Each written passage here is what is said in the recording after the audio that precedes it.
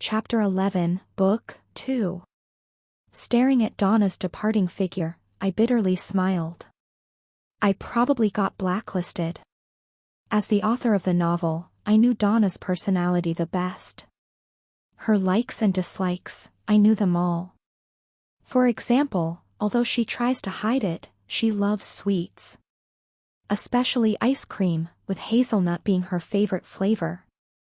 She also hates a lot of things, such as annoying men, typically the ones that look at her with lustful eyes, and lazy or stubborn people. I had already noticed Donna by the time she was talking to Kevin, but in order not to gather any attention on myself, I feigned ignorance and pretended to be surprised by her sudden appearance. She probably thinks I'm a stubborn student who doesn't listen to advice. I pretended to be flustered and made her impression of me as low as possible. The excuse I used about my sword being stuck in the scabbard was a lie, but it was the best way to make her think I was incompetent. Although she's not the type of person that would snitch, if someone were to find out that I was practicing the 5-star module, cakey style, I would definitely attract a lot of unnecessary attention. Simply put, I don't want that. The more attention I get, the more the likelihood of me and the main characters interacting.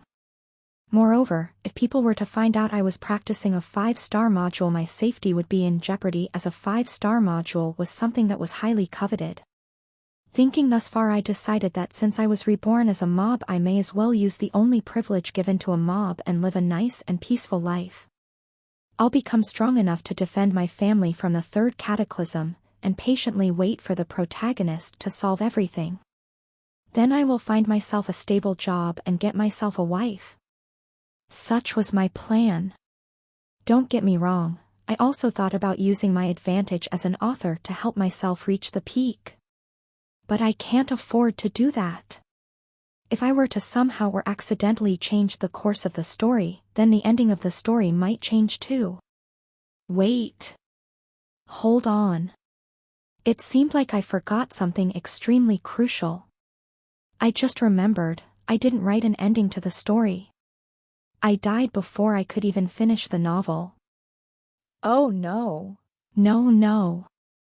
Pacing around the training ground, I frantically started thinking of solutions. This is a big problem. I stopped writing right before the MC would clash against the Demon King. The plan was, MC fights boss, MC wins by hairbreadth, MC becomes a hero. Simple, right? Well, now we have a problem, and a huge one at that.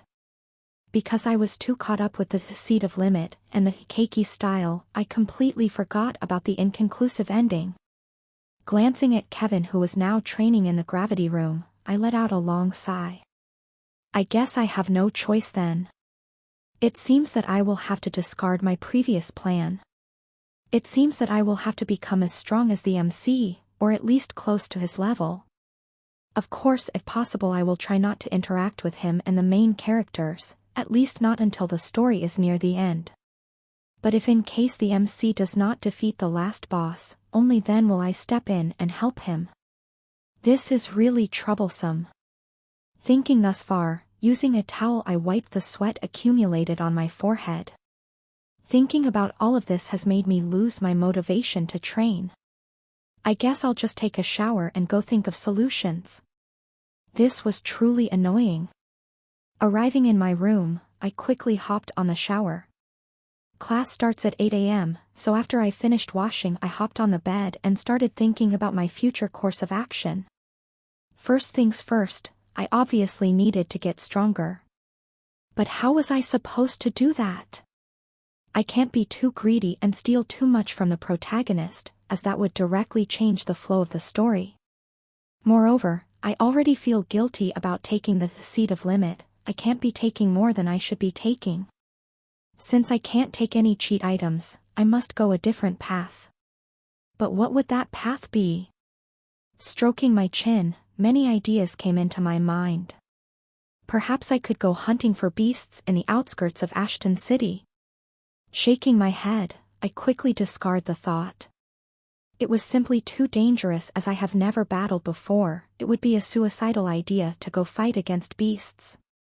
A way to help me increase my training speed without exposing myself to dangerous situations. Ah. How come I didn't think about it before? I was so engrossed in acquiring cheat items that I completely forgot the fact that there was a much simpler solution. Stocks. Since I am the author of the novel, all the future events that would take place in the near future were already in my head. If I could utilize my advantage carefully, I could quickly rack in some cash, which would help supplement my training. There were a lot of steroid-like potions available on the market. If I managed to earn enough money for myself through stocks, I could supplement my training by consuming those potions. For example, if I were to consume a stamina recovery potion, coupled with a muscle recovery potion, I could train double the normal amount without the risk of being injured. That would definitely help me catch up with the rest. Strength enhancement potion, mana enhancement potion, agility enhancement potion, stamina recovery potion, muscle recovery potion, all sorts of incredible potions were available in the market. How could I have not thought about it before?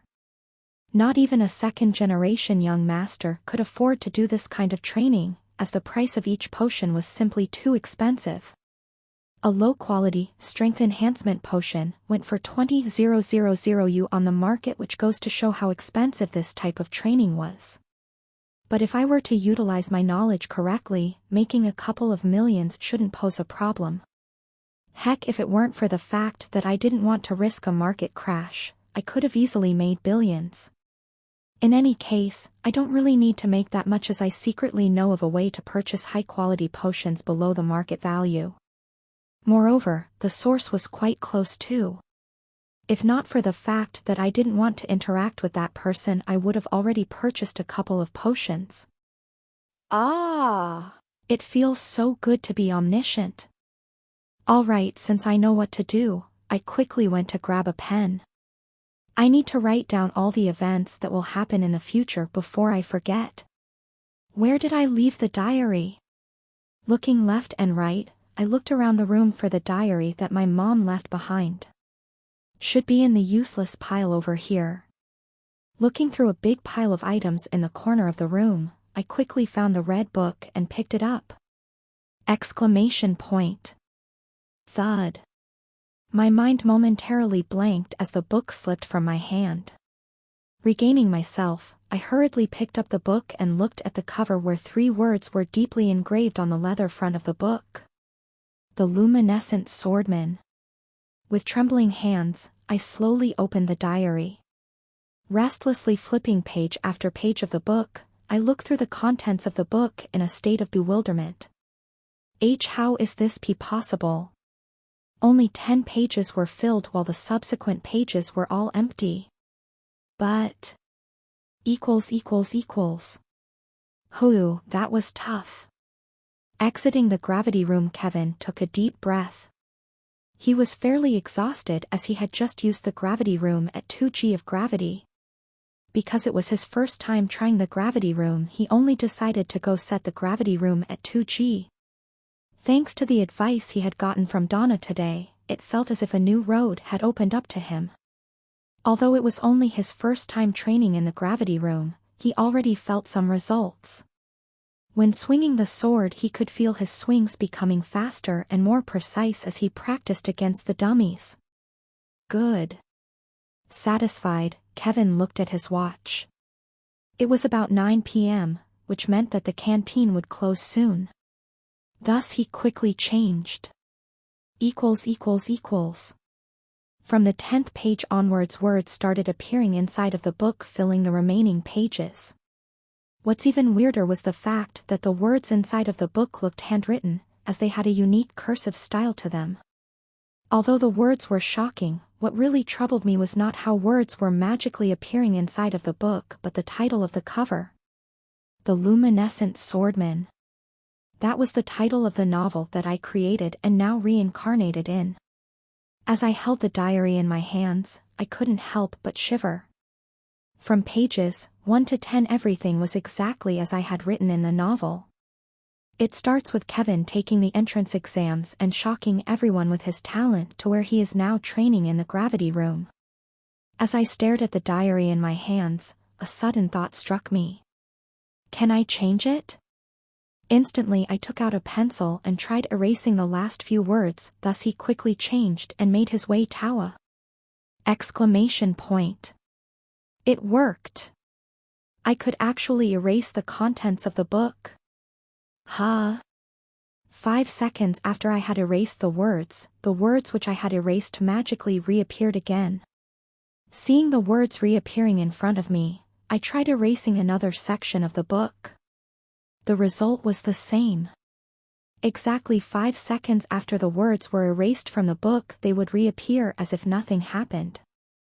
After trying the same thing a couple of times, frowning, I fell into deep thought.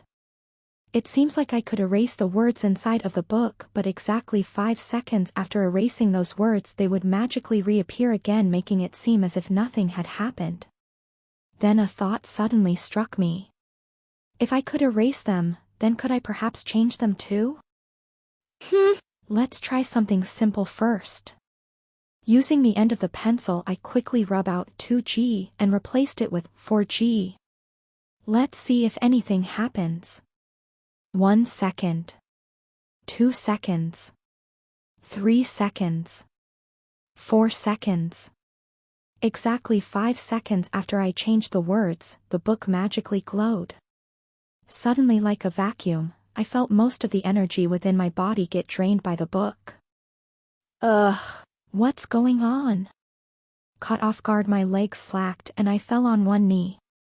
As I breathed roughly, I glanced at the book in my hands. Who, damn it. Exiting the gravity room, Kevin slumped on the floor. He was extremely exhausted as he just used the gravity room at 4G of gravity. He had severely overestimated his own capabilities and directly put the gravity room setting to 4G, thinking that he was good enough for it. Exactly 30 minutes after he entered the gravity room, he called it quits and left the room. It was too much for him at the moment. As he laid on the floor exhausted, he smiled. Thanks to the advice he had gotten from Donna today, it felt as if a new road had opened up to him. Although he was completely worn out, he could feel his body slowly changing. He could already feel the benefits of tampering with his body inside of the gravity room. Good. Satisfied, Kevin looked at his watch. It was about 9 p.m., which meant that the canteen would close soon. Thus he quickly changed and made his way towards the cafeteria. He had previously heard that the cafeteria closed at ... Oh my God. The book changed. I could actually change what was written inside of the book. This was a heaven-defying opportunity for me. With this, I could know exactly what the MC was doing and secretly help him when he's in trouble without the need of me showing up. Although this book was indeed a cheat item, I couldn't help but frown the more I looked at it. First off, there were definitely limitations on how I could use the book. This could be seen by how almost all of my mana was depleted by changing 2G into 4G, which means that as of right now the changes I can make are severely limited. Second off, this whole book is sketchy. Although the book was inside of the box that my parents in this world sent me, I was sure that they weren't the ones who put the book there. This raises some questions. Who put the book in there and what's their purpose? Was it perhaps the person that reincarnated me? Or was it someone else? This is really vexing. Whoever it was that reincarnated me definitely had a motive in doing so. I don't know what they want from me, but I sure hope it's not something that would require me to fight a god or anything like that. Right? Let's not do that, okay? Please. Well, since I can't think of a reason as to why I was summoned here, I might as well play with the book a bit more. Chapter 12, Book 3. Over the course of the next few days, I managed to get a good grasp of the book. After experimenting with the book on every occasion I could get, I managed to decipher the main uses of the book. First off, whenever I wanted to change something inside of the book, mana would be consumed. Depending on what I changed, a different amount of mana was consumed to supplement the change I made. For example, let's take the gravity room example. I changed the gravity room setting from 2G to 4G. At that time approximately 3/4 of my mana was consumed by the book. On the same day, after taking a cheap 50U potion to replenish my mana, I tried again, but this time I changed the gravity setting from 4G to 3G. The result was that half of my mana was consumed. Thanks to this I was able to figure out that the change made in the book is proportional to mana consumption. Meaning that the bigger the change I made in the book, the more mana I consumed. To verify this I tried putting 6G, which I regret doing now, as I nearly passed out from having all the mana within my body get sucked out. When I managed to regain some strength I found that my mana was completely drained. When I glanced at the book to see what changes it brought, I couldn't help but break out into cold sweat. Apparently, the MC broke one of his legs as a result of my meddling. Quickly replenishing my mana using another cheap potion, I immediately reverted it back to 2G, which I found to be the most optimal gravity setting for the MC. The next thing I tried was 15G. I wanted to see what would happen if the change was well beyond my capabilities. The result was that, exactly 5 seconds after I made a change, my change quickly reverted back to 2G, almost as if it never happened. The next thing I found out about the book was that it was 10 minutes ahead of my current timeline. Meaning that it tells me the happenings of 10 minutes in the future. Moreover, I found out that when the events that were in the book coincided with my timeline, I could no longer add any more changes to the book. For example, Kevin exits the training room. When those words appear in the book, it actually means that Kevin will exit the training room 10 minutes from now. So when Kevin actually exits the training room in real time, I could no longer make any changes in the book. From this, I could infer that the book cannot change the past, but only change a possible future. I was actually quite lucky that I had used potions to replenish my mana, as I would have been in deep *T if the MC had injured himself on the first day. The last thing I found out was that the book only gives me Kevin's perspective. This means that the book is actually kind of useless to me as I am not Kevin. I wasn't particularly saddened by this fact as I could use this book to determine whether I could help Kevin without needing to expose myself. Today marked the 4th day of me starting classes, and today is my first non-practical lesson since I had arrived here. Since people usually come to the lock to develop their abilities, most of the lessons were based on real combat and body training, therefore making theoretical lessons quite rare. Molecular Anatomy. This was the name of the theoretical lecture. An incredibly complex class that looks through the body of monsters and beasts. Professor Theodore Romhaus, a renowned researcher with lots of awards to his name, was the professor in charge of this class. He and his team were responsible for single-handedly finding out the mystery as to why beasts went berserk after mana invaded the atmosphere. Professor Romhaus was a plump middle-aged man with curly white hair and a calm disposition. If it weren't for the fact that his eyes were currently transfixed on the huge creature laying on the table in front of the class, people would have easily mistaken him for your nice neighborhood uncle. As we can see, the wingspan of the berserk pigeonette is around 1.8 meters, drastically different from their predecessor the pigeon, which tended to be at around 70 centimeters in length. That is almost a 2.6 times increase in length. Excitedly yelled the professor as he caressed the gigantic creature on the table. You could hear from his voice that he was incredibly engrossed by the creature in front of him. After long conclusive research, we have managed to source out the reason for the pigeon's drastic growth. As all of you know, my team was responsible for finding out as to why beasts go berserk at the presence of mana. Finally taking his eyes off the huge creature, Professor Romhaus took a good look at the class and asked, "Now can anyone tell me why humans manage to retain their sanity while animals can't?" As this was common knowledge, a lot of hands were raised. Since I wanted to blend in, I also raised my hand without thinking much. You on the left. He's looking at me, isn't he? Just to make sure, I looked behind me to see if anyone had their hands up. Don't want to end up in one of those awkward situations where someone waves at you but it turns out they were actually waving at the person behind you. No, don't look behind you, I'm talking to you, dimwit. Me?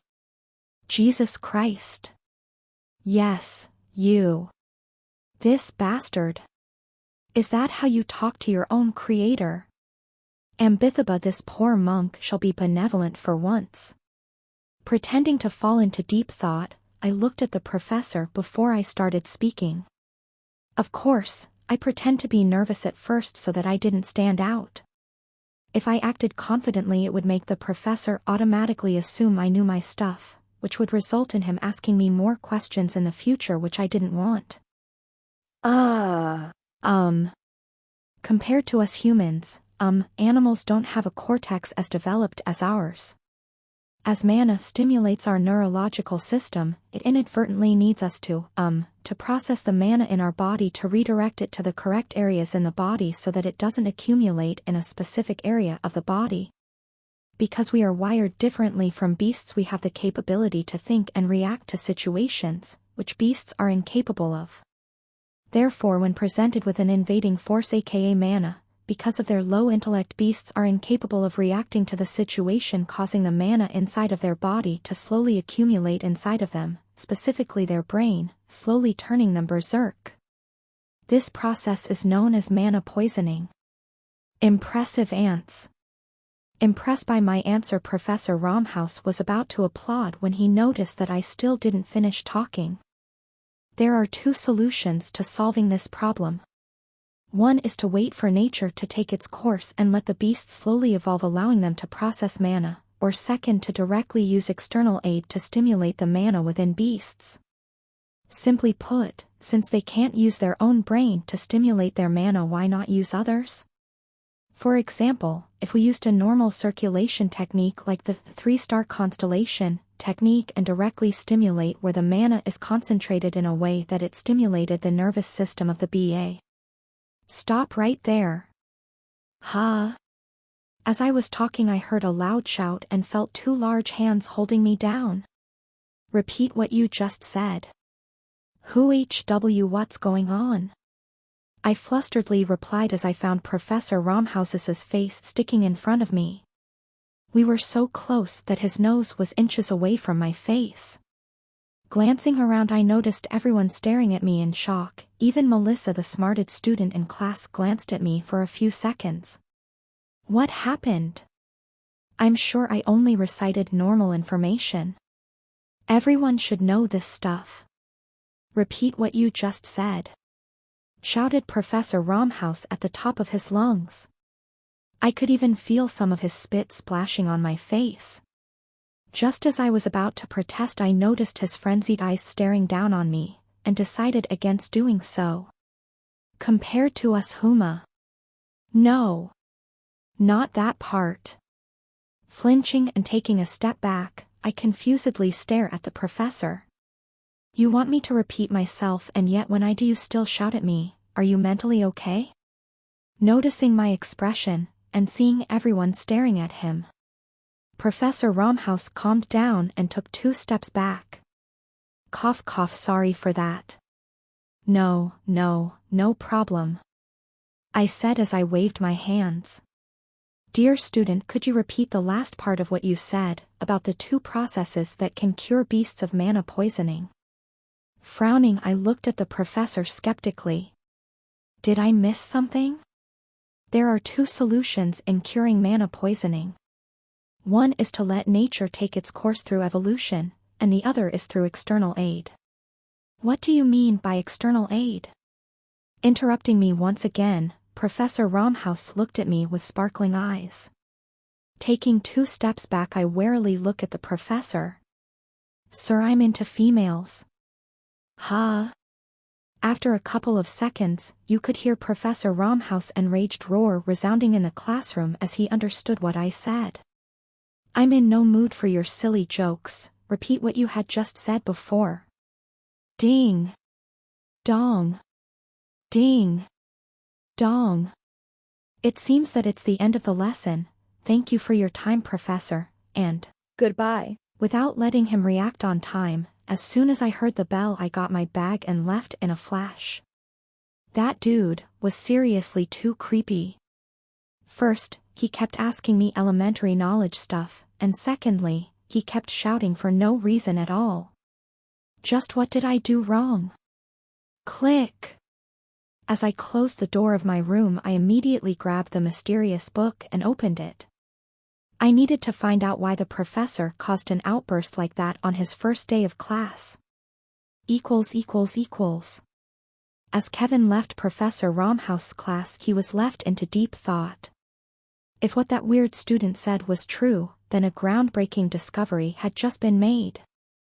If his solution could really resolve mana poisoning, then it could drastically reduce the stress humanity was facing. Take Park City for example. Every year they are constantly attacked by sea creatures who have gone berserk. What if they could resolve the mana poisoning inside of the beasts? Wouldn't that help increase humanity's manpower in fighting against the demons? Because of his hatred towards demons, Kevin couldn't help but be excited by the prospect of humanity taking one step forward in the war against the demons. As Kevin was walking towards his dorm, he could faintly hear Professor Romhouse's hysterical shouts asking for the name of that mysterious student. Oddly enough, most of the students didn't even know who he was. If it weren't for the fact that the second lowest in the class pointed out his name, none of the people in the class would have known about him. Ren Dover. What have I done? How did I make such a stupid mistake? Because I wanted to perfectly play the role of a mob, I completely neglected the fact that some of the information I knew may not yet been discovered. I was truly careless. I was actually pretty sure that what I had said was already known by most of the people present. In the novel, although I don't remember it word for word, I remember them knowing this sort of information at the beginning of the novel. Yes, I was indeed careless. My theory behind the slip-up was that because I had never mentioned when and who discovered the mana poison treatment in the novel, I may have prematurely exposed this solution. Essentially, I forwarded the theory a tiny bit before the original creator of the theory could present it. In short, I garnered attention towards myself and possibly pissed someone off. Without a second thought, I took my pencil out and erased "if it weren't for the fact that the second lowest in the class pointed out his name" in the book, and replaced it with "none of the people in the class knew his name." Voom. Instantly all my mana was sucked out of my body, causing me to go limp on my bed. Taking a look at the changes, I let out a satisfied smile. As Kevin was walking towards his dorm, he could faintly hear Professor Romhouse's hysterical shouts asking for the name of that mysterious student. Oddly enough, most of the students don't even know who he is. None of the people in the class knew his name, making him really mysterious. Whoever he was either lucky or he was hiding quite deeply. Though what I did was not gonna change anything, since Professor Romhouse could just look at the register to figure out who I was, I still did it since it could buy me a day of peace. This should serve as a good lesson for me. Just because I wrote the novel didn't mean I knew everything regarding this world. You only realized once you found yourself inside of a novel how many things the novel missed when compared to reality. For example, back when I was looking for the keiki style, if not for the fact that I had a general idea of where to find it, I wouldn't have ever found the place. What I had written in the novel did not even come close to how it was in reality. It's all the little details that were beyond my control. Letting out a sigh of relief, I looked at the new passage of the book. In all fairness, I didn't really have to do this because people saw my face, but at least I wouldn't find Professor Romhouse annoying me anytime soon. Fortunately, I only mentioned 2 solutions and excluded the third, which was the sure way to eliminate mana poisoning. The second method could have been considered groundbreaking as of right now, but it really wasn't that efficient as it was way faster to kill than to cure. Yes, it was possible to cure them and then train them to fight back, but that would be a long-term solution as it would simply take too much time. All in all, even if I do explain how to do the second option, it wouldn't really attract too much attention to me. Strength rules over the brain in this era after all. With my low potential, the higher-ups would only lightly glimpse at me and then go back to what they were doing.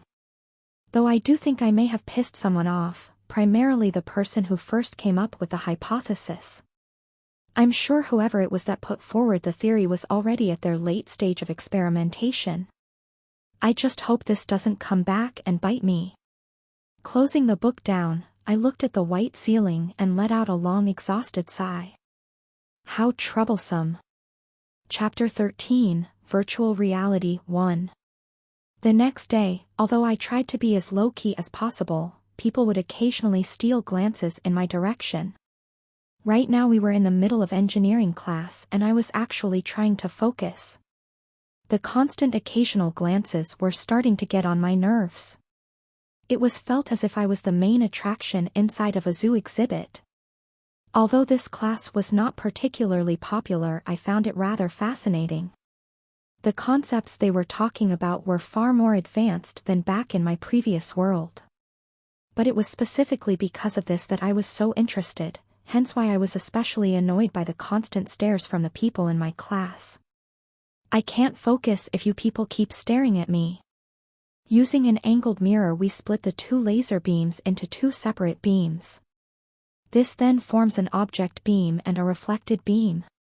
Heading in different directions, both are reflected off of other angled mirrors, and using an F48 board and a G450 processor we can process the beams so that the software can detect human movements, and as these two beams merge together a holographic image is created.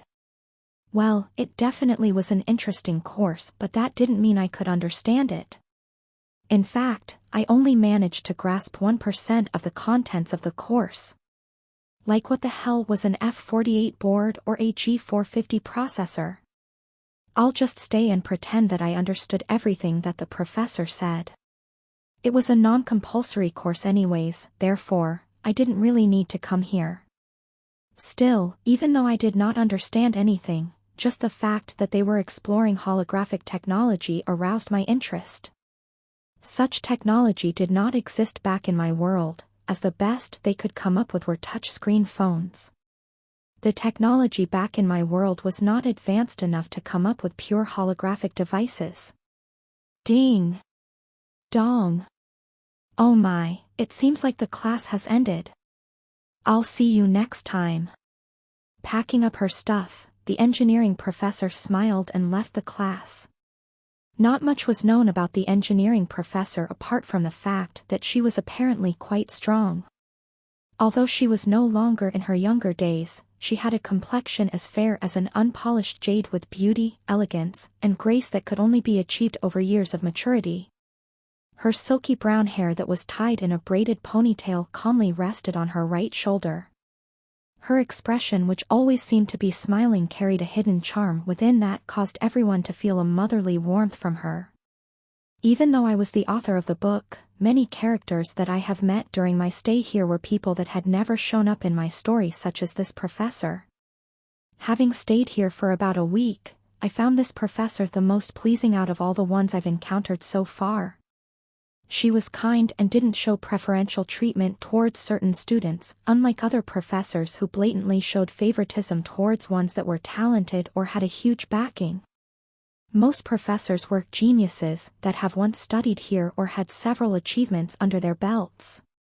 They all had their own pride and thus only actually paid attention to the top students whilst ignoring the mediocre ones. Although they didn't say it straight to our faces, the teacher's expression could tell it all. Why should I bother teaching you? Are you worthy? Even if we were not considered as outstanding as Kevin and the others, just the fact that we managed to enroll into the lock meant that they were capable individuals. Take the previous owner of this body as an example. Although he was one of the lowest ranked in the class, if he were to go into any other academy he could have been considered as a medium-high talent, since D-rank talents were still hard to come by these days due to the constantly decreasing population. The world was just not fair. Leaving the engineering class, I calmly went back to my room to get changed. The next class was Tactical Cooperation, a new course that utilizes virtual technology to train students. I was actually quite pumped for this class since virtual reality was something you could have only been able to find in movies and novels. Taking off my celestial blue uniform that indicated that I was in my first year, I took out a dark blue skin-tight suit and put it on. Uniforms were separated into 3 different colors: celestial blue, dark green, and blood red. The celestial blue was only worn by first years, the dark green by second years, and the blood red uniform by third years. It was arranged as such so that this way guilds who came to observe/scout students would be able to differentiate between first and third years, with third years being their primary target as they were only a year away from graduating. As I struggled to put on the skin-tight suit, I could only curse at the people who designed this suit. Comfortable was the last possible word that came into my mind as I tried putting on the skin-tight suit. Let's not mention the fact that it took me around 5 minutes to put on the suit, but as the name suggests, the suit was skin-tight, meaning that I could feel all my muscles getting tightly compressed by the suit. Wearing the suit made my movements become extremely stiff. Because it was so stiff, it looked like I was walking like a robot. Moreover, looking at my appearance in the mirror, I wished I could find a place to bury myself. So embarrassing. Thankfully, the distance between my dorm and the Tactical Cooperation class was close, saving me from the embarrassment of being seen in the suit. The campus, which covered an area of 5 kilometers squared, was divided into 8 sections: A, B, C, D, E, F, G, H. The lecture zone was located in the A section, and that area was where the lecture halls were located. It was located on the top left side of the campus and comprised of 3 oval-shaped buildings that were each the same size. The reason why there were 3 buildings was that the first year, second year, and third years were separated. The B section was a no-student area, and it's where the professors' offices were located.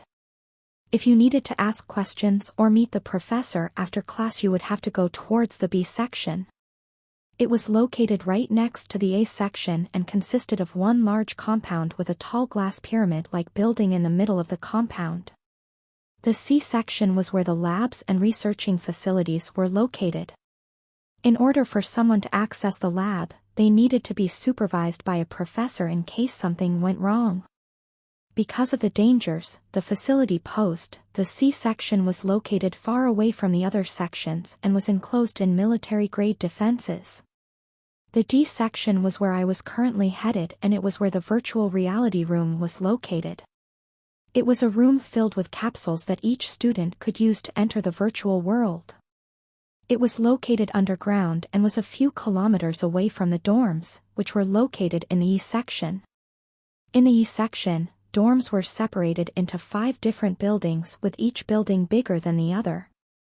The furthest building, and also the shabbiest looking one, was the Golden Rat building. It was the cheapest dorm on the campus and was where people that couldn't afford to pay for facilities stayed. Right next to the Golden Rat building was the Horned Sheep building, and it was where I was currently staying. The conditions were a bit better than the Golden Rat building, but it was still nothing compared to the next 3 buildings, Manticore, Hydra, and Leviathan buildings. Starting from the Manticore building, each person had their own personal training facility installed inside of their room, followed by a personal designated butler that catered to all their needs. The Hydra building, like the Manticore building, provided personal training facilities as well as a butler. However, the training facilities were much more advanced, and they also provided students with personalized meals and diet plans. The meals were all cooked by professional chefs, and the ingredients provided by them were all made from rare herbs and monsters. Lastly, there was the Leviathan building. The only building that could be accessed with money. This was where the elites resided. No matter how rich you were, unless you proved that you were a one-of-a-kind talent, you would never be able to step in here. This building was created in the hopes of nurturing future talents that could fight and fend off against the demons who are rampaging all over the world. Heavy emphasis was put on the creation of this building, as it was where the future pillars of humanity would be nurtured. Whatever you wanted, it was there. Training facilities, high-end food, butlers, swimming pool, VR rooms, highly secured research facilities. If you felt like something was missing, all you needed to do was just ask and it would be built the next day.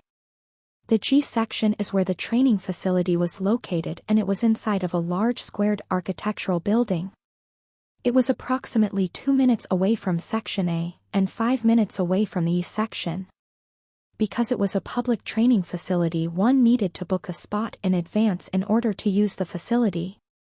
Lastly, the H section, the area that contained the library as well as the cube. The cube was a forbidden area where only the highest-ranked individuals could enter. The reason why it was considered a forbidden area was that it was where all the secret training manuals were stored, as well as godly medicine and herbs. Manuals that were comparable to the Hikeki style were also stored inside of the facility, further clarifying how important that area was. Arriving inside of the VR room, I noticed almost everyone walking in a robot-like manner, causing me to lightly chuckle. Obviously, not everyone was like this, as some were leisurely walking in their tight skin suit, indicating that this was probably not their first time using VR. Because we were wearing tight skin suits, the boys and girls were separated into different rooms, which is a bit of a letdown, as I wouldn't have minded seeing Amanda and the others in that outfit. Actually, on second thought, scratch that.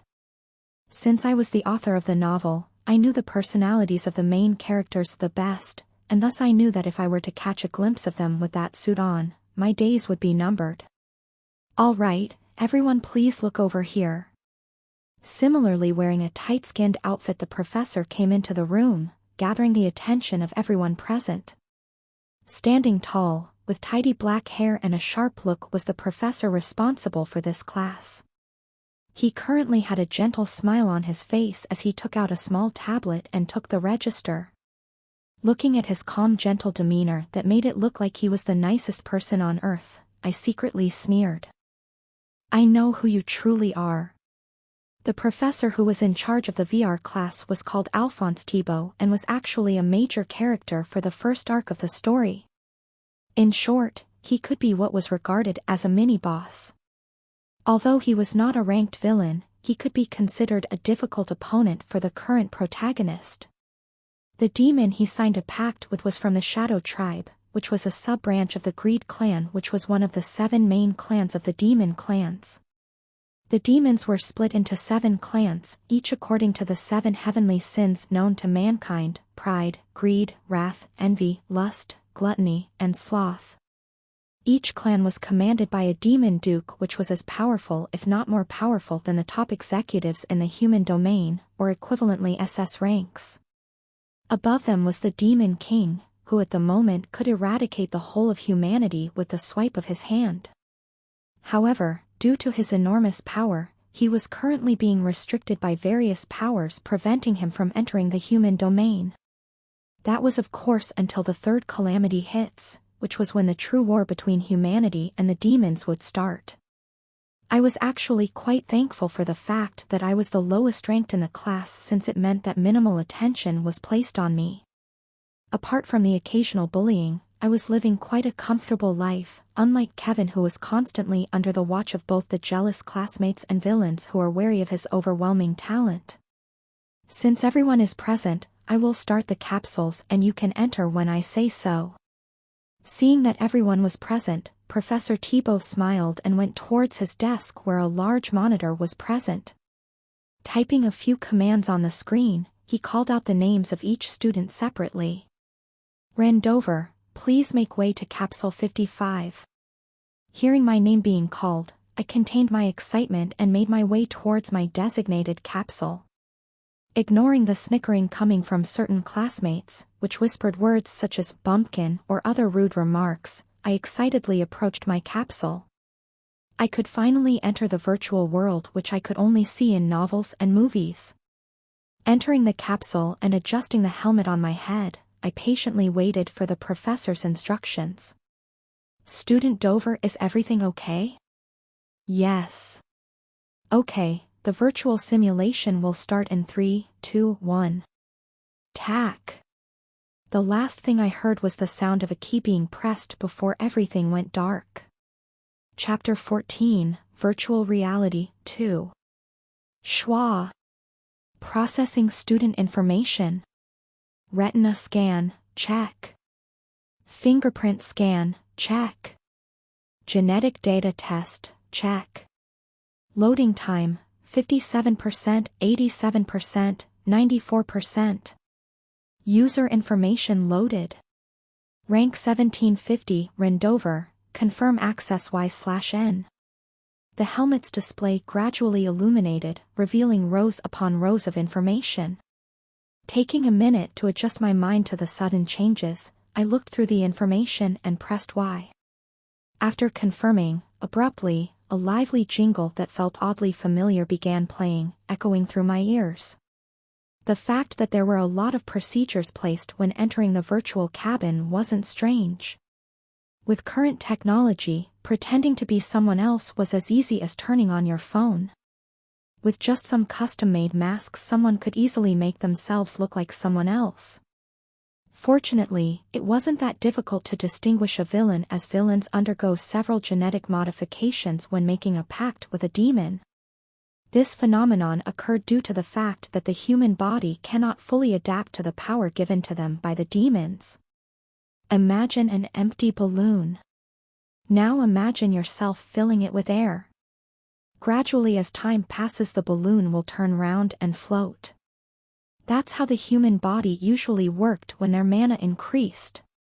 Now imagine the same empty balloon, but this time instead of filling it with air, we fill it with water. In contrast to the air balloon, the water balloon, instead of becoming perfectly round, will droop down due to the density of the water, causing its shape to change. Now take this example into consideration and apply it to humans, where water was the energy that came from the demons. Because of how dense the energy coming from the demons was, the weaker villains' bodies tended to undergo drastic changes in order to withstand the newly found power that entered their body.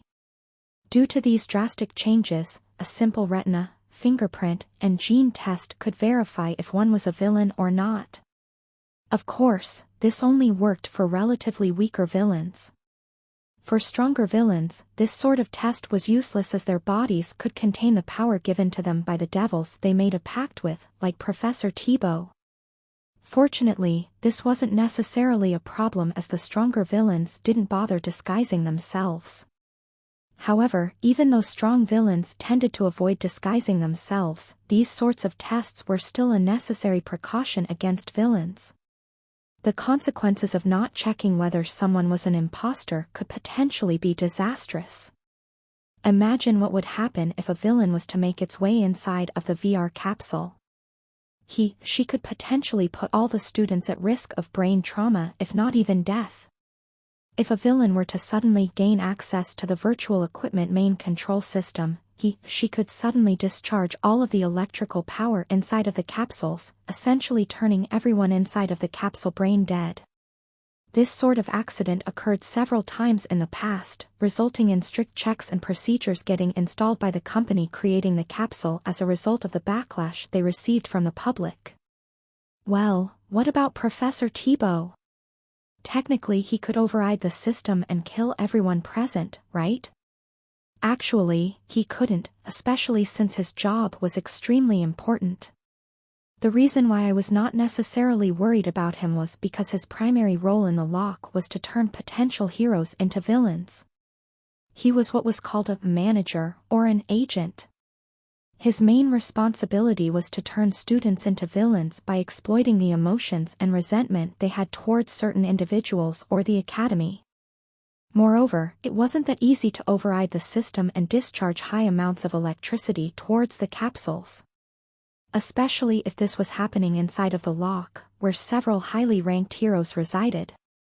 They could easily sense the abnormal accumulation of electricity, making it almost impossible for this plan to work. Plus, Professor Thibault simply couldn't afford to perform such a high-risk maneuver to kill an individual, as turning students into villains was his main priority. If not for the fact that Professor Thibault got direct orders from the demon he made a pact with to get rid of Kevin, he would have never tried fighting him, as it wasn't his responsibility. Just as it was not my responsibility to get rid of him. If I suddenly got rid of the mini-boss, Kevin would never go through any hardship, creating a liability for when he faced the Demon King. Gradually the world around me started to change, and a blinding light caused me to cover my eyes.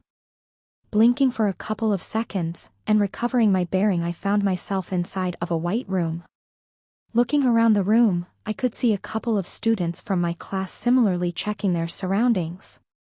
After approximately 5 minutes, and seeing that no one else showed up, I made my way towards the other classmates. There were a total of 5 people excluding myself in the waiting room. Seeing that I was making my way towards them, some students went to greet me directly. Rank 834 William K. Johnson, a pleasure to meet you. The first person to greet me was a rather short-statured brown-haired teen, with a somewhat lively disposition. Rank 623 Rosalind Tlove. Rank 739 Edward Smith, greetings. Rank 956 Park Jinho, nice to meet you. Following William, a red-haired pretty girl who stood proudly like a regal peacock greeted me. She had an indifferent air around her that made it seem like nothing interested her. Her tone was cold, giving the impression that she detested everything around her. She, like me, was an extra, and thus I knew nothing about her, making me assume that her cold attitude came from some sort of past trauma. Most probably faced a similar to Amanda, who like her was cold. After Rosalind, a black-haired youth with square-shaped glasses and neatly combed hair greeted me in a serious tone. Judging from his disposition and the way he talked, I made a mental note to myself to not interact with him in the near future. Not very fond of such straight-laced individuals. Lastly, Park Jinho, who seemed to be of Asian descent, most probably Korean, greeted me with a modest attitude. He seemed somewhat wary of me, not sure why. Turning my head to the last person, who ignored my presence since the beginning, I tried to greet him, but I was promptly ignored. With a fairly tall stature and a muscular upper body that did not lose out to any professional bodybuilder back in my world, was Arnold Kane. He carried an intimidating aura around him that reminded people of a wild gorilla that would attack anyone at the smallest sign of provocation. His hair was cut in a buzz cut and his eyes were tightly knit together in a frown. Shaking my head, I presented myself to the rest. There was no need for me to actually greet him as I already knew who he was, but as to not come off as too disrespectful, I made sure to at least greet him. Had I skipped over him, I might have been the target of his bullying, which I really did not want to have any part of. Rank 75, Arnold Kane. One of Jin's 3 main lackeys. Who will later be known as Iron Mountain Arnold due to his iron-like defense that could ward off several attacks from several individuals at a time. He was what you called a strong to the weak, and weak to the strong type of person. A typical bully. His arrogance probably originated from the fact that he was Jin's lackey. To which I can only secretly express my disgust. You are actually proud of being someone else's dog? Pleasure to meet you, everyone. I'm rank 1750 Rendover. It took a couple of seconds for the rest to process what I had said before losing all interest in me. Shrugging at their reaction, I could only sympathize with them as I understood where they were coming from. I mean, 800 ranks lower than the second lowest in the group was quite the difference. This was a society where power ruled over everything else. If you were not that powerful, you were looked down on by everyone. Well, this mainly applied to the lock where individuals were still young and prideful. Once they entered the real world and actually fought against demons, only then will they realize how immature they were. Trash. The first to speak up was, of course, Arnold, who looked at me with disgust. Secretly shaking my head, I couldn't help but lament to myself for making this world full of arrogant characters. Couldn't be helped, it was what the readers wanted. Fuck you, readers. Your pleasure was my suffering. Well, whatever, I'll just stay quiet for now and wait for the professor's instruction. Fortunately, after I told them about my rank, no one approached me, helping me avoid unnecessary conversations. Group 7, can you guys hear me? Disrupting the awkward atmosphere that developed due to my rank reveal, Professor Thibuit's voice resounded across the room. If you can hear me, say, check. Check. Check. Check. Check. Check. Check. 1, 2, 3, 4, 5, 6. Great, looks like everyone is present. Okay, listen carefully as I will now explain the rules. Pay close attention because I will only say them once. Since this is most likely the first time some of you have entered the virtual world, today's class will be on the lighter side. The people around you right now will be the group that you will work with for today's class. Before you say anything, your group is balanced according to the computer, and for the most part, each group will be evenly matched. Although there are some exceptions, which I really can't do anything about. Don't look at me like that. He was referring to Kevin and the others.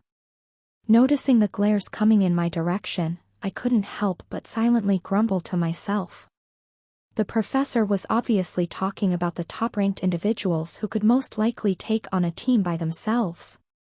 There wasn't actually that much of a difference in power between me and Park Jin-ho, the second lowest in the group. Well, that was if you were comparing me from before I took over, because right now my fighting strength was leagues above what it was a week ago. The only reason they glared at me like that was probably because they wanted an outlet to unleash their grievances against. Immature bastards. You will each be dropped into a remote terrain which will be randomly generated by the computer. Your goal for today is to survive 1 hour. There are extra points awarded for those who manage to complete certain hidden tasks. This will count as a pass as long as you manage to survive for 1 hour. Extra points will be awarded for each teammate that survives alongside you. I will give you 2 minutes to let you discuss your plans with your group. Best of luck. Oh, before I leave, I forgot to mention. The last group will automatically fail this class. Click. Somehow the glares towards my direction became stronger. How the professors haven't realized that Professor Thibaut was a villain was beyond me. He was obviously trying to sow discord among the groups to create grudges with each other, with the lower-ranked individuals being his primary targets. The fail this class thing is a total lie, as he had no power in regards to deciding who to pass or who to fail on the first day.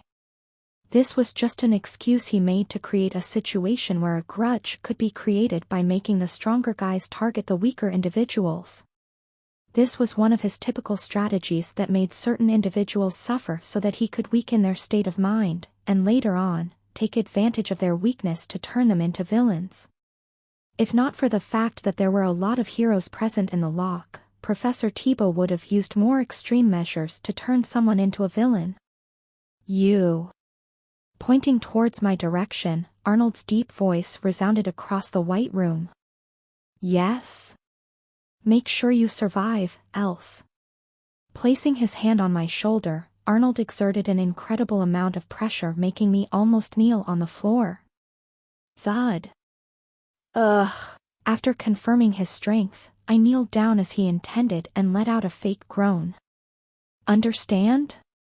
Seeing me kneeling in front of him, Arnold let out a satisfied smile and turned towards the rest, who immediately nodded at him. Good. While pretending to struggle to get up, I fell into deep thought.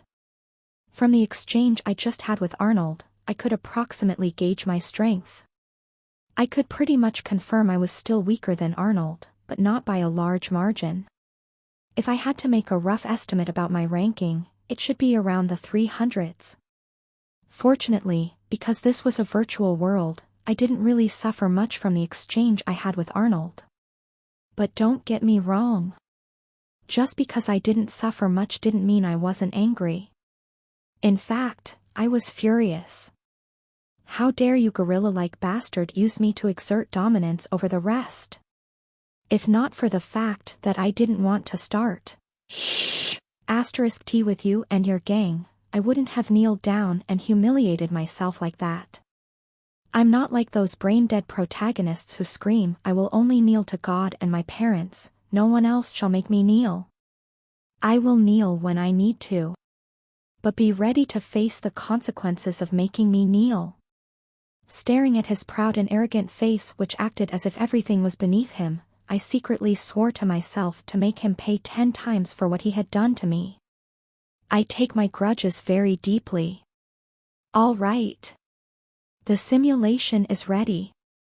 I will start the simulation in 3, 2, 1. Schwa. Chapter 15, Virtual Reality, 3. Soon after the professor initiated the simulation, my surroundings started to change.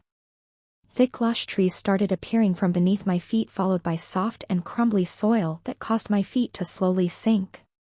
My visibility slowly started getting blocked by the towering trees that started sprouting from the ground at an incredible speed. Extending my hand forward to touch a tree, I was immensely surprised by the realistic sensation that spread through my fingers. Running my hand along the tree trunk, it felt like I was touching the lines and wrinkles of an old man's face. It had an uneven surface where I could feel the flaky nature of the dark exterior, that crumbled and peeled, with a crackling sound at the slightest pressure exerted by my fingers. It almost felt like I was touching the real thing. It didn't feel like I was touching a bunch of codes, but an actual tree. How intriguing! Rank 1750 Rendover, team points, 6. As I was busy being mesmerized by how realistic the trees were, a notification popped up in front of me. Seeing the notification, I quickly swiped left to discard it and fell into deep thought. The game was simple. Each student had 1 point, and every time a teammate died the team would lose a team point. The teams that reached 0 points would then be automatically eliminated and hence lose the game. The only way to gain points was through completing the hidden tasks available on the map. At the end of the test, there will be a ranking list that ranks the teams in accordance with their performance. Taking a good look at my surroundings, my teammates were nowhere in sight. In fact, although the professor never mentioned this to us when briefing us on the rules, I already knew that everyone was going to be separated from each other. Well, I was the one who created the scenario in the first place. The main goal of this test was to survive for 1 hour. Although it sounded easy, it was in fact not. If it were that easy, what sort of test would this be? The lack of information provided by the professor was intentional because this essentially meant that there was only one rule. And that was to survive. Each person was directly given a weapon, which was automatically given to them depending on the weapon that they had registered on the first day of the academy. In my case, a sleek black katana rested on the side of my hips. Schwa. Schwa. Swinging it a couple of times to adjust myself to the weight of the sword, I nodded in satisfaction. It feels identical to the katana provided to us by the academy. Sheathing the katana back into the scabbard, I warily glanced towards my surroundings. When telling us the rules, the professor never mentioned anything apart from the fact that you must survive, and the more teammates survive with you at the end of the test, the more points your team had. He purposely left out the details in regards to killing, and because of this, the students automatically assumed that killing was allowed. Which was his true purpose. As I said before, Professor Thibault's goal was to further divide the line between the competent and incompetent students. This was so that he could exploit the feeble mentality of those who were being oppressed. In doing so, he could easily lure students into making a pact with a demon, turning them into villains. His goal was to turn this test into a hunting party for the strong. If lucky, Professor Thibault could fabricate a couple of scenarios where some talented individuals built a grudge against each other. One such example was building a grudge against an incredibly talented student like Kevin. If someone ranked in the hundreds challenged Kevin and lost miserably, their pride would cause them to build a grudge against Kevin, not because he was strong, but because of his background. Of course, some would choose to give up right away, but certain prideful and arrogant individuals would of course not accept their defeat and seek revenge at every possible opportunity they could get.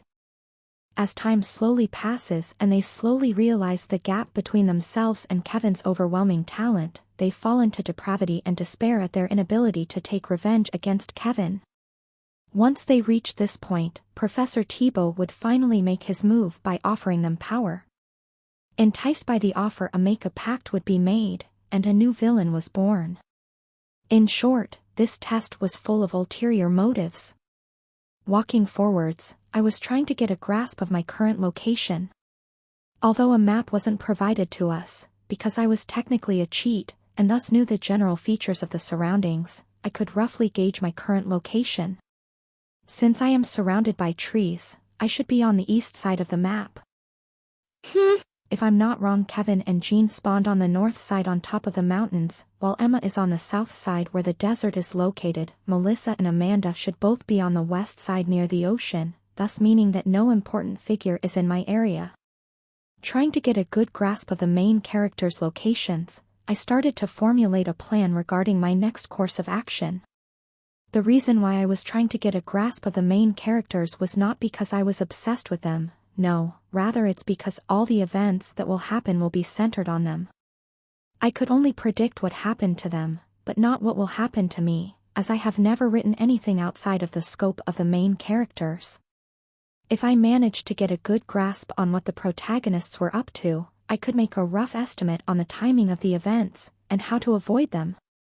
My goal is to survive for 1 hour. While it does sound easy, excluding the high-ranking students, strong simulations of beasts will be roaming the map, preventing me from staying in a single place for too long. This was another thing that the professor didn't mention. Although most people could roughly guess that some sort of creature would be hunting them in the test, they would have never expected that the creature that was hunting them could perceive their location through their acute sense of smell, resulting in many students dying without knowing what had hit them. This was made so that students wouldn't only focus on hiding, but actually try to develop survival skills for situations where they were being hunted by an unknown entity. The protagonist will spend the first 20 minutes trying to get a good grasp of his surroundings before making his way towards the middle of the map, where he eventually reunites with the others. He'll have a slight conflict with Jean, but they then decide to work together when they encounter a beast. The best way to survive is thus to make my way towards the center where a large group will be gathering, but shaking my head, I quickly discard the thought. Although people were definitely going to gather at the center, that's where the strong gathered. If someone of my rank were to go there, the only options I had were to either directly get killed by one of them or get used as cannon fodder. This only left me with 2 options. Somehow reuniting with my group, or complete a hidden task so that even if I die I will have 1 point. I'll discard the first option. Just the thought of interacting with Arnold pisses me off. Moreover, just because I know what will happen, doesn't mean I know where the others were. Arnold will most likely make his way towards the center, and if I follow him there, he won't kill me, but he'll definitely find ways to make things hard for me. As for the rest, I don't even have the slightest idea of where they could be. Thus this leaves me with only one choice. Complete the hidden task. In general, there were 5 hidden tasks placed on the map. 1 in the north, south, east, west, and center of the map. Each task differed from the other, in the sense that the goal of each task was different. Moreover, the difficulty of the task should be something that a rank 1750 like me couldn't hope to be able to accomplish. Well, that is if I was really rank 1750. Knowing that I wasn't just your regular rank 1750, I decided to head to where the hidden task was. Well, where I thought it was. In fact, I actually don't have a clue as to where the hidden task was located. Since none of the main characters have ever stepped foot on the east side, where I currently was, I knew nothing about this place. Apart from the fact that this was a forest-type terrain and that there was a hidden task hidden somewhere around this area, I really had no clue with regards to anything else. I could only harden myself and aimlessly walk to where I thought the hidden task was located. Fortunately, I had a general idea of where the hidden tasks could be located, allowing me to have some sort of goal. Teammate William K. Johnson has died, team points, 5. As I was making my way towards where I estimated the hidden task was located, I saw a notification once again emerge on the corner of my view, prompting me to bitterly shake my head. And here you were ignoring me because of my rank. If things go this way, I don't really see our team having more than 2 to 3 points, which would put us in the middle ranks. Which by all means is not a bad score, but for someone like Arnold, this could be considered a humiliating score, which will result in more troublesome situations where I would have to interact with him. And to be honest, I really don't want to involve myself with him anymore. The only reason why I didn't lash out against him last time was because of the annoying things that could come as a consequence of my actions. Moreover, if he really wanted to, he could use some of his influence to directly affect my parents' guild. But if that were to happen, let's just say I knew many ways to get rid of some stray dogs that didn't know their place. Though, at the expense of some dire consequence that I don't want to go through. Let's just hope he's not stupid enough to push me there. Unless I decide to expose myself and show an overwhelming talent that rivals that of the main characters, I will have to stay low regardless of what hatred or grudge I built up. Teammate Park Jin-ho has died, team points, 4. Well, at least it seems that for now I no longer was going to be his main target. I better get going before someone else reached the hidden task before I did. Russell. Russell. Suddenly, as I was jogging towards where I thought the hidden task was, the bushes near me rustled before suddenly a large shadow emerged from behind them, heading towards my direction. Touching the handle of my blade, I readied my stance. Slowly the features of the shadow became clearer, prompting me to become even tenser. A tall individual whose body was on the muscular side walked up to me. He had short black hair, and he had a disposition similar to that of a knight. Spotting me, he walked up to me and scanned me up and down. Rank 636 Patrick W. Fulham. As soon as he introduced himself, a small window appeared in front of me with holographic information regarding the individual in front of me. Extending my left hand, while keeping my right hand on the sheath of my katana, I smiled and introduced myself. Rank 1750 Rendover. Similar to me, a small window appeared in front of him. Seeing the content of the window, Patrick raised his brow before suddenly sneering. You came at a perfect time. What do you mean? Pointing towards the depth of the forest, Patrick tried to hide his sneer as he looked at me. As I was wandering around the forest, I stumbled across the hidden task, and you came at just the right time. Wow! You actually found the hidden task? Taken aback by my excited expression, Patrick took a couple of seconds to recollect himself before his sneer finally returned to his face. He turned around and walked towards the direction he previously pointed at, ignoring me who had a visibly excited face. Where are we going? Where else? Wait, you're actually doing the hidden task with me? Count yourself lucky, I needed an extra helper to complete this task, and since I couldn't find anybody else apart from you, I will generously share the reward with you. Oh my God! Thank you so much! As I followed Patrick in the direction he pointed at, I couldn't help but secretly laugh at his ignorance. He actually left his back wide open for me to attack at any time. He was either really dumb or overconfident in his abilities. Since my rank was so low, he probably thought I posed no threat to him whatsoever, thus making him lower his guard against me. But little did he know that although I was rank 1750, I could end him in one move. He probably wants to use me as cannon fodder to help him solve the hidden task.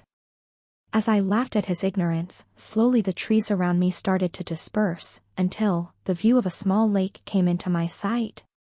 Stopping right before the lake, Patrick smiled and took a deep breath. "Here we are,"